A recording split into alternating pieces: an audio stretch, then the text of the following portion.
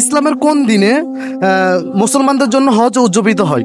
ফরজ নামাজের শেষে কোন সূরা পাঠ করলে মৃত্যু ছাড়া জান্নাতে যেতে কোনো বাধা থাকে না?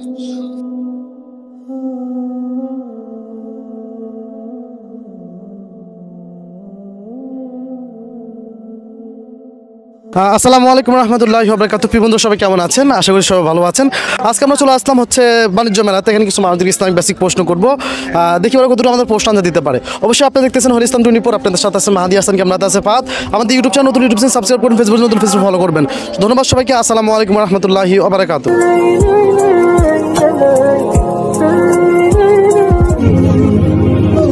আসসালামু আলাইকুম রহমতুল্লাহ।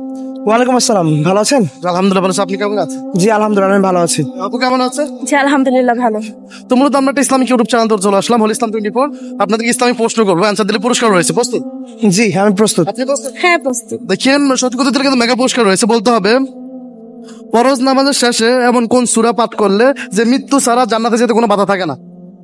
ফজর নামাজের ফরজ ফরজ ফরজ ফরজ নামাজের শেষে কোন সূরা পাঠ করলে মৃত্যু ছাড়া জান্নাতে যেতে কোনো বাধা থাকে না? কুল হুয়াল্লাহু আহাদ আল্লাহুস সামাদ লাম ইয়ালিদ ওয়া লাম আল্লাহু সাল্লাল্লাহু আলাইহি ওয়া সাল্লাম। কালেমা ও সূরা বলছে, আয়াত। কাউসার।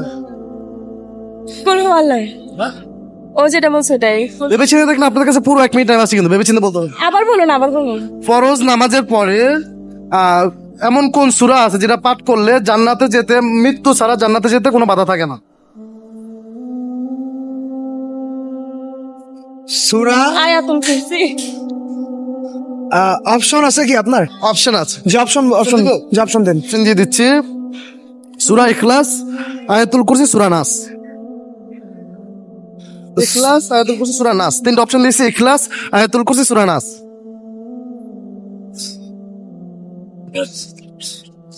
আচ্ছা সূরা আয়াতুল কুরসি।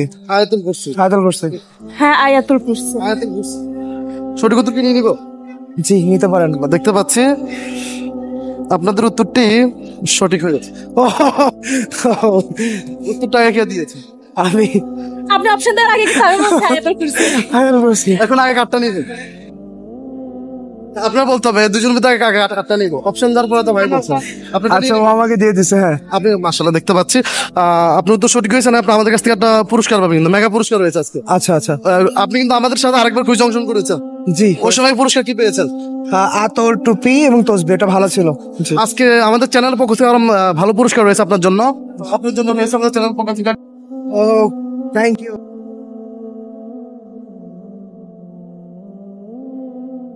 জি ঠিক আছে। মাশাআল্লাহ। তো আপনি যখন অংশগ্রহণ করেছেন, আপনার জন্য পুরস্কার রয়েছে, কিন্তু সেই নরমাল পুরস্কারটা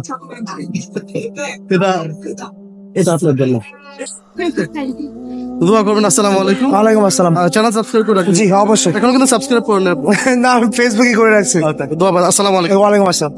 তো মূলত আমরা একটা ইসলামিক ইউটিউব চ্যানেল থেকে চলে আসলাম, হল ইসলাম 24। আপনাদেরকে ইসলামিক প্রশ্ন করবে, অ্যান্সার দিলে পুরস্কার রয়েছে। প্রস্তুত? ইনশাআল্লাহ প্রস্তুত। মাশাআল্লাহ। তো আপনার জন্য একটা প্রশ্ন রাখতেছি, আপনাদের উত্তর দিতে হবে। ইসলামের কোন দিনে মুসলমানদের জন্য হজ উদযাপিত হয়? ইসলামের কোন দিনে মুসলমানদের জন্য হজ যাত্রা উদযাপিত হয়? শুক্রবার। শুক্রবার। আপনি বলুন। তারিখ থাকে, তারিখ বললে ভালো। আচ্ছা তাই। 12ই জিলহজ। দুঃখিত, ভেবে চিন্তা বলতে পারেন। আপনার কাছে 1 মিনিট টাইম আছে, আর চাইলে অপশন ইউজ করতে পারবেন, কুলু আছে কিন্তু। অপশন দিলে বেটার। হ্যাঁ অপশন দিলে বেটার। তো মাশাআল্লাহ, আপনারা অপশন ইউজ করতে যাচ্ছেন।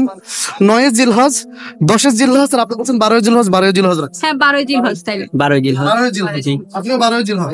হ্যাঁ তো নিয়ে নিব কি? জি মাশাআল্লাহ দেখতে পাচ্ছি আপনাদের উত্তরটি ভুল হয়েছে। 10 জিলহজ। 10 Thank you. 10 শিখতে তো পেরেছেন? হ্যাঁ শিখতে পেরেছি আলহামদুলিল্লাহ।